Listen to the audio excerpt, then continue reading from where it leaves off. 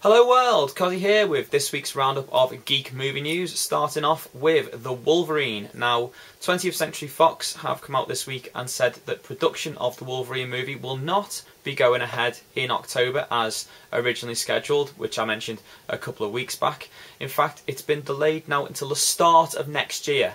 Now, the reasoning they're giving for this is that they haven't found adequate locations in Japan for the scenes that will be filmed in Japan, and therefore they're going to hold off on starting production on the movie. Now, it's strange, well, to me anyway, because the film, they were going to start filming in Canada and do the scenes in Canada in October, so how the effect of not finding the right locations in Japan impacts filming in Canada, I don't know, but it seemingly does, and this means that production's being held back until the start of next year. How this will also affect the release date, which is scheduled for October of 2012, we'll have to wait and see. Hopefully it doesn't push it back too much. I think if, like me, you're a big fan of X-Men First Class, I did a review of it, click out on the link there to see it, then you'll want to see this Wolverine movie as soon as possible, and if it does well, X-Men First Class 2 coming on the back of it. So yeah, we don't know if it's going to affect release date, but production date is being put back until the start of next year. Next up, some Captain America news. Now, two pieces of news, pretty big news as well. Firstly, the first film for the Blu-ray release will, similar to what's going on with the Thor Blu-ray with the Agent Coulson short movie, it will also get a short movie. Now, no news yet on who this will focus on or what it will focus on, but I think it's a good idea. It's a good selling point for actually picking up the Blu-ray rather than a DVD, paying that little bit of extra. It's also good that it's going to look at some background characters and maybe some background going into the Avengers movie next year, which fans want to see more background on what's going on with that. So these little short movies that's going to be tagged onto the Blu-rays are a perfect way of doing that. It's a very clever strategy, and tip my cap to Marvel for using it. Secondly, the two screenwriters involved with the first Captain America film, who have been secured apparently for the second movie, and their names are Stephen McFeely and Christopher Marcus. They've been talking this week about some characters they'd like to see appear in the second movie. Now, the main ones on the side of good that they wanted to add are Falcon and Sharon Carter. And they want to see the villain of the piece be MODOK.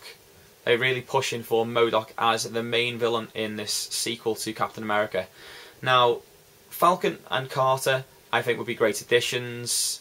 They're very important characters in the comic book for Captain America in the modern day, and I think that it makes sense to add them to the movie canon. As for MODOK, I said this quite a couple of weeks back when it was first rumoured. He would be a fantastic villain for a sequel to Captain America. How likely they are to use him as the sequel villain, I'm not sure, but if it was up to me, I'd be doing it. I'm just going to say one thing to Marvel, like Nike, just do it. Next up, a franchise I've not spoken about before, and that is The Damned. Now, this is being produced into an American TV series, not movie, by the Showtime network, and they're looking at producing this very strange concept, really, for a comic book into a TV series. It's been described as The Sopranos go to hell, basically, so if you can imagine that. The main character, Eddie, he is a cursed man, and he is drawn into a turf war between three demon families who control the cartel, basically, in Chicago. So it's a really interesting concept. I've not read the book itself. People I know have said that it is a really well-written storyline, and that, to pick it up, and I'm going to give myself the same advice I'm giving to you guys before it gets produced into a TV series. Let's all go and pick up a copy of the first couple of volumes and see what it's like. But I think it's a fantastic concept, will work really well as a series rather than a movie, so good to see that Showtime's picked this up, as well as picking up the rights to Chew, which is a detective series about a detective who chews evidence to get psychic imprints off the evidence of what's happened. So, you know, a lot of comic books are being picked up now, not just by movie studios, but also by, obviously, TV networks to be produced into continuing series. Now, this series is going to be produced and apparently written by David Hayter. Now, that name may be familiar to some of you as the screenwriter behind the first two X-Men movies. He was also involved with the screenplay for the Watchmen movie. If, like me, you know a little bit more about Hayter, he was very famous to those of us in the sort of realms of geekdom as the guy who played the live-action Guyver in the Guyver movies and Mutronics, as the first one was called, in the early 90s, and more famously to a wider audience as the voice of Snake in the modern-day Metal Gear franchise of video games.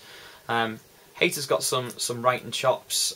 He's an actor who's gone into writing and directing and does some voice acting, so hopefully he can do the best with The Damned as a CV series and get it up to scratch for us.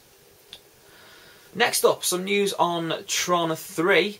Now, Bruce Boxleitner was interviewed this week and he said basically Tron 3 is a done deal. It is happening. It's just a matter of time before we get it into production, which is fantastic. I know that the second Tron movie made quite a bit of money, not only at the box office, but more importantly these days on Blu-ray and DVD sales.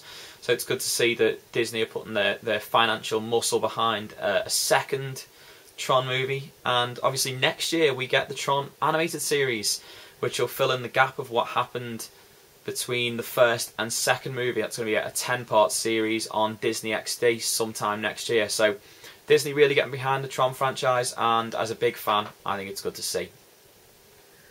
Okay, something I mentioned a couple of episodes ago, and that was Sin City 2.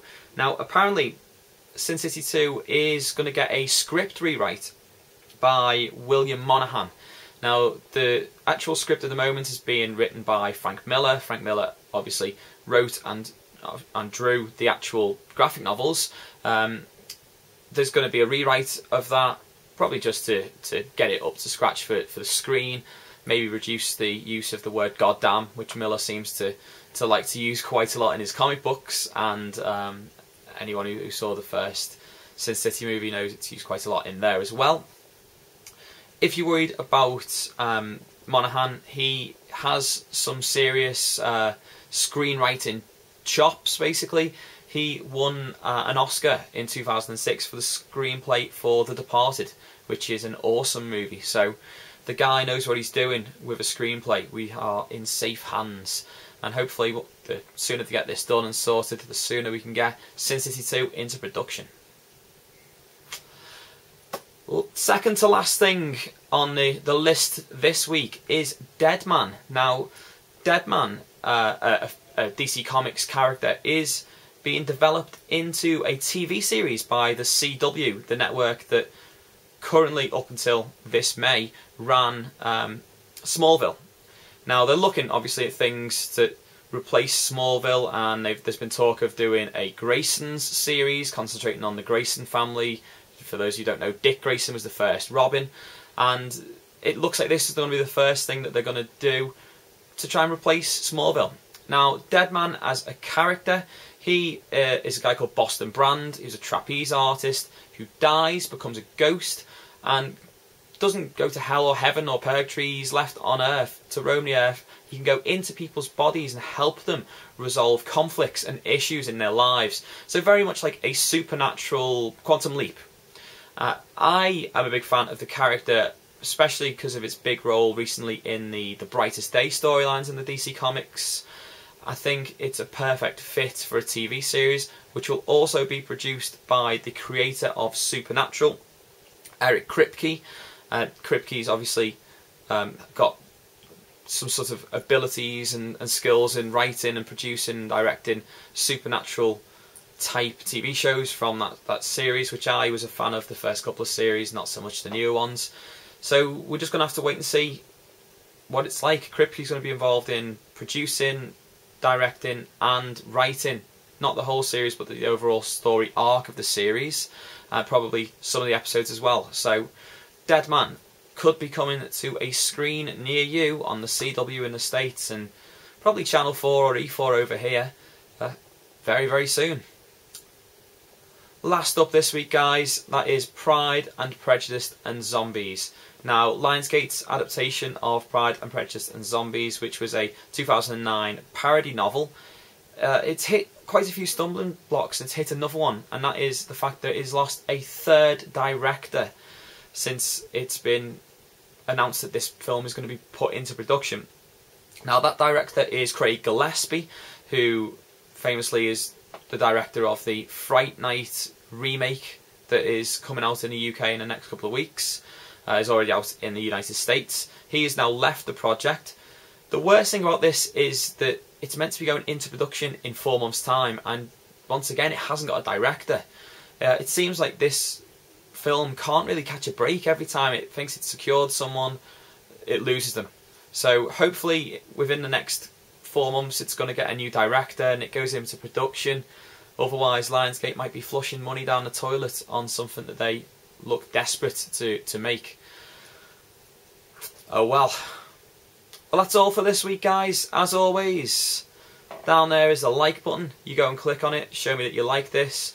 Link to last week's Geek Movie News will be up here, so you can click out and see what you missed, and part 2 of last week's Geek Movie News there. So there's two parts, go click on those two, go and see what you missed last week. There'll be more videos to come, hopefully some movie reviews as well as these, obviously Geek Movie News videos, and until next time, au revoir.